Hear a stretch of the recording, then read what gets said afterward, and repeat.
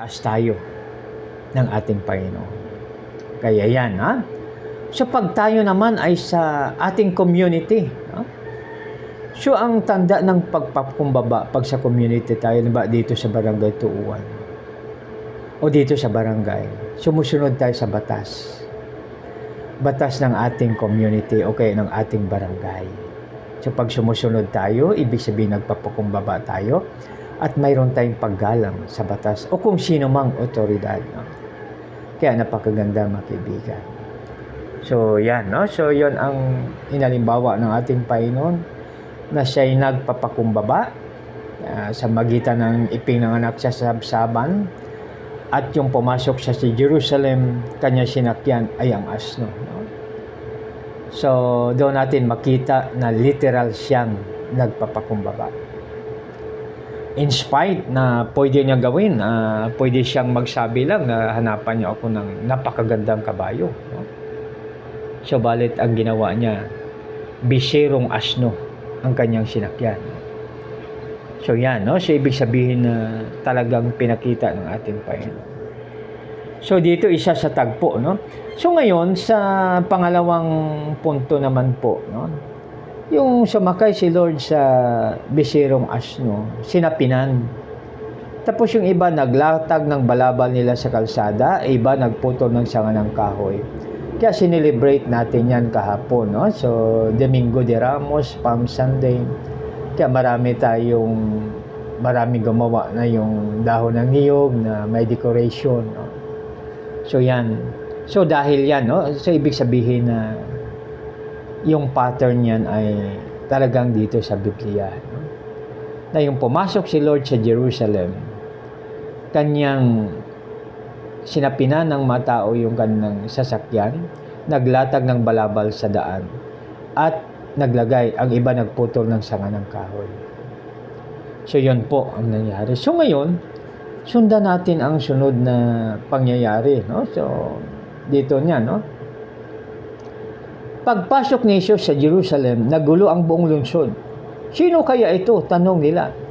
Si Jesus ang propetang taga Nazaret sa Galilea, sagot ng karamihan. Dito na yung pagpasok sa 12, pumasok si Jesus sa templo at ipinagtabuyan niyang palabas ang mga nagtitinda at mamimili roon.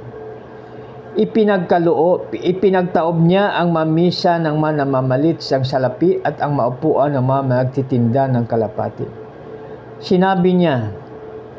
Sinabi sa kasulatan, ang aking tahanan ay tatawaging bahay dalanginan. Ngunit ginawa ninyo itong lungga ng mamagnanakaw. So dito, mga kaibigan, so ito ay gabay sa atin sa ating panambahan. Na sa ating panambahan, dapat doon tayo ay para mag-worship tayo sa ating Panginoon. Punta tayo doon upang magdala ng ating kaloob, magpasalamat,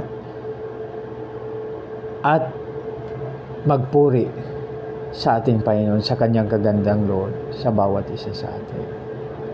So dito, lininis ng ating Panginoon ang maruming templo. So pinaalis niya. So dito ngayon, no, sa ating panambahan, linisin po natin ang ating sarili sa magitan ng paghingi ng tawad sa ating lahat na kasalanan na gawa at ating pagkukulang. Tapos dahil dito, bago tayo magdala ng ating handog, ang instructions doon ay, kung mayroon kang kaalit, iiwan mo muna yung handog sa altar at puntahan mo ang taong kaalit mo at saka mag-usap kayo, humingi ka ng tawad at upang kay mag-usap, magpatawaran. At pag naayos na, saka ka bumalik upang ihandog ang iyong dalang handog. So, di ba napakaganda, mga kaibigan, pag yan po ang ating gagawin. Kaya pag i-apply natin sa ating tahanan, napakaganda.